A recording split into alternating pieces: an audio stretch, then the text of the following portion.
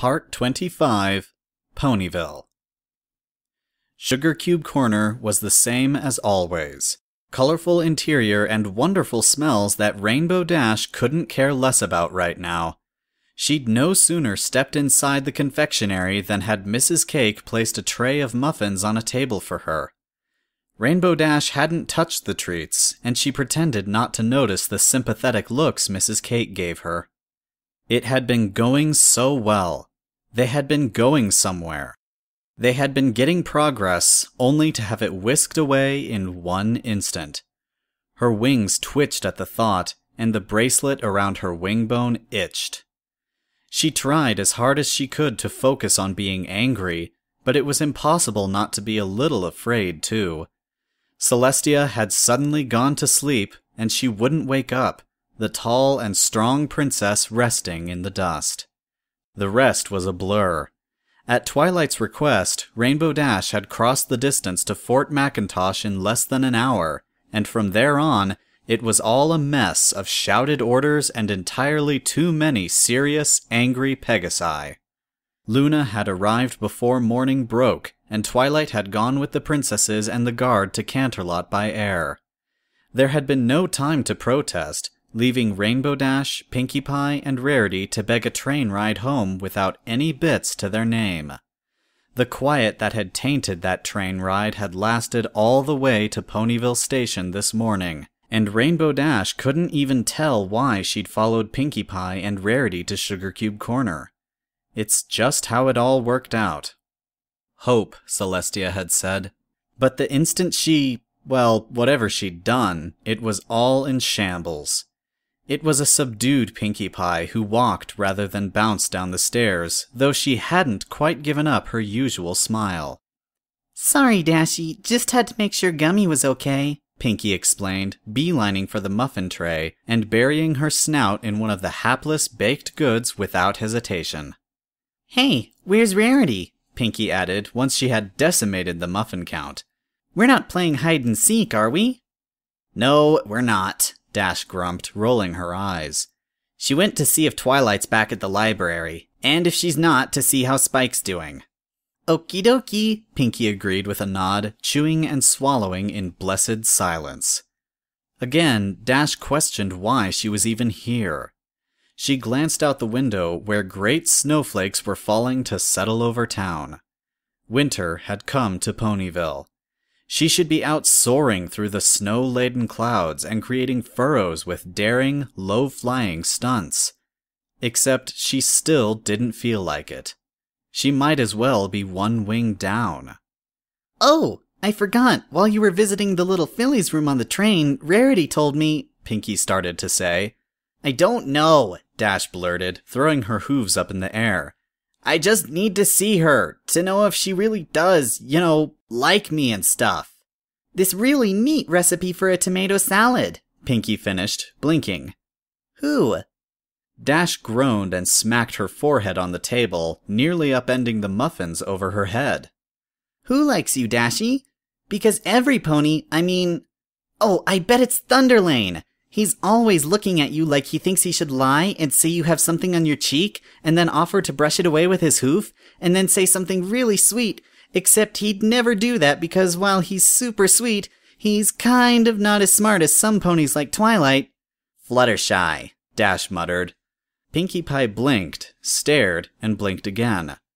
Rainbow Dash felt a light weight lifted off of her head and heard another muffin disappear down the bottomless pit that was Pinkie Pie's gullet before she responded with a single word. "Oh."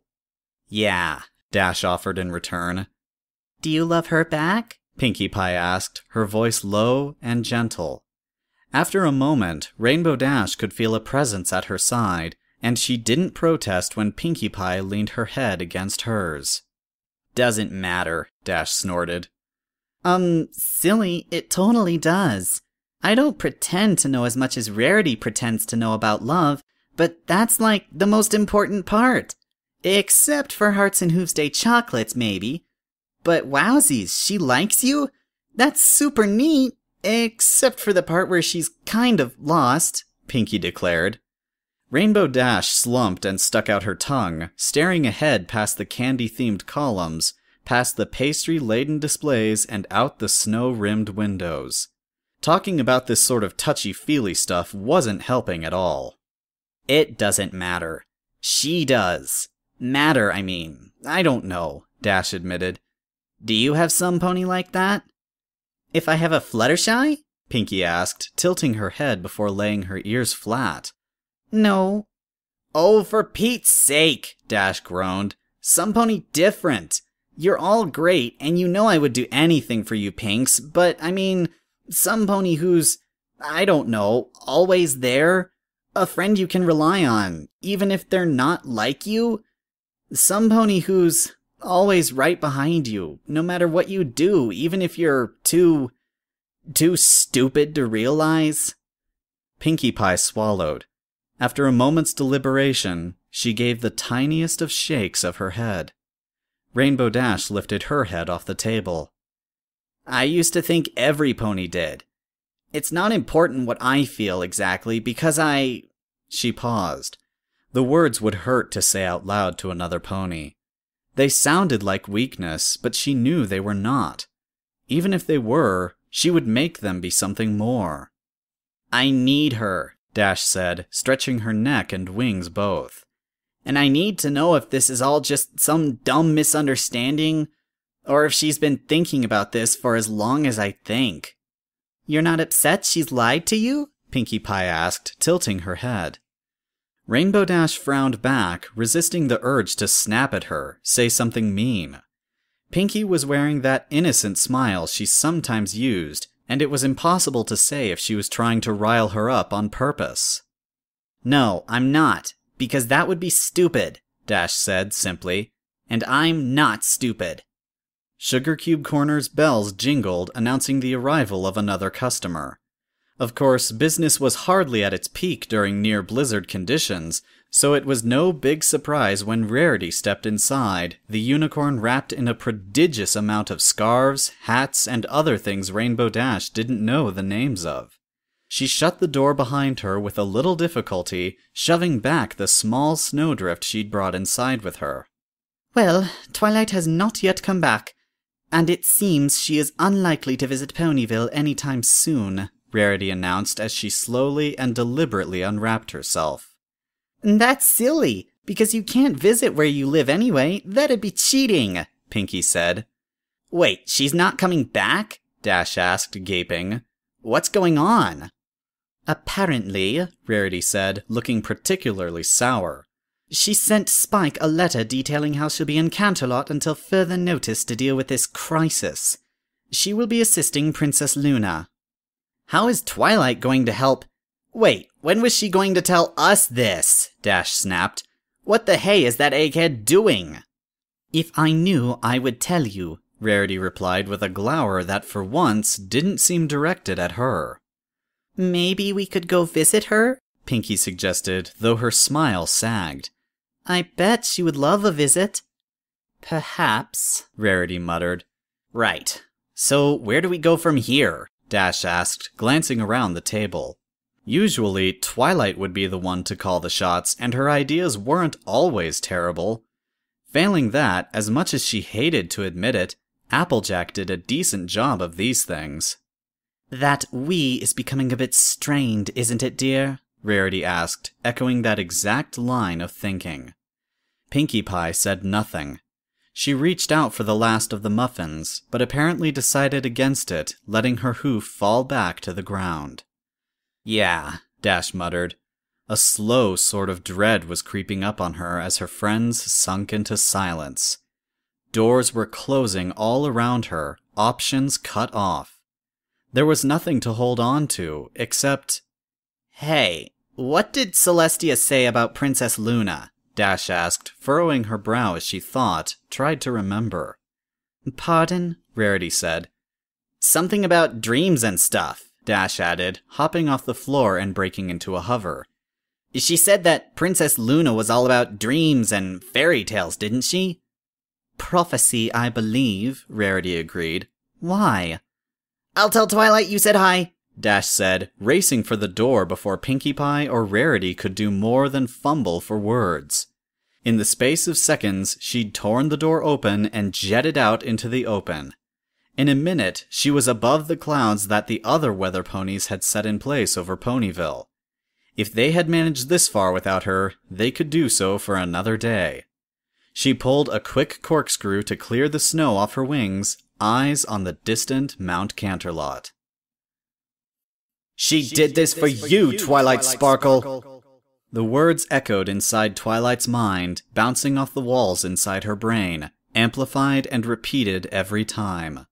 The first words Princess Luna had spoken upon seeing Celestia's supine form. She'd taken it back, or rather, she had tried. Once chariots and the escorts had landed on the castle grounds and Twilight was alone with the princesses in Celestia's private bedchambers, she had apologized. Luna would not meet her eyes, but she had apologized, told Twilight she had said something terribly unfair, and that she did not blame her. Her sister was a millennia old, and her decisions were her own, Luna had said before leaving them alone. At least she trusted Twilight to be alone with Celestia. Still, the words stayed with her. The implications were staggering. On her great bed, in the large and airy chambers, the princess lay. Crownless and no longer gold-shod, she was as beautiful as ever where she rested, splayed out with her mane still billowing on a wind no pony else ever felt. Beautiful, and, for the first time, just a pony. It was the second time Twilight had seen her fall, and this time, it stuck. Fallible and flawed. Had the princess decided that she would accompany the elements just because she wanted to be close to Twilight? She could reconcile the concept with any other pony. It was stupid and perhaps romantic, but to think that Celestia would do something like that? It would have been funny had she been awake. Twilight wanted nothing more than to ask Celestia if this was the case, and odds were Celestia would laugh with her. She missed that laughter. The court physician was dumbstruck. At Twilight's insistence, they had sent for Zecora from Ponyville, but she already knew that it was a shot in the dark. All signs were good, they had said. She was weak, but she was alive. Merely resting, but she would not wake. Alicorn physiology wasn't different from that of other ponies, but the princesses were different, the physician had said. How it was different, he could not tell. None of the princesses had ever had so much as a common cold. On a whim, Twilight jumped onto the bed, laying down at the princess's side. After a moment's hesitation, she leaned against her. Her body was as warm as ever, like a furnace or a miniature sun. "Sorry, princess," Twilight muttered. She'd meant to apologize for touching her if the princess was uncomfortable, but the word was greater than the intent. She was sorry. For absolutely everything. Twilight clenched her eyes shut and hoped sleep would claim her before the tears. Twilight awoke again with a start. Bewildered, she scanned the room looking for whatever had disturbed her. It took a few moments before she realized where she was. Bed. Princess. Plush carpets and impossibly expensive furniture. Large windows and a mild Canterlot winter, and Rainbow Dash knocking on the glass of the sliding doors that led to the 12th floor balcony. Her ungentle knocks shook the glass, and Twilight could hear the blare of a siren far off in the distance.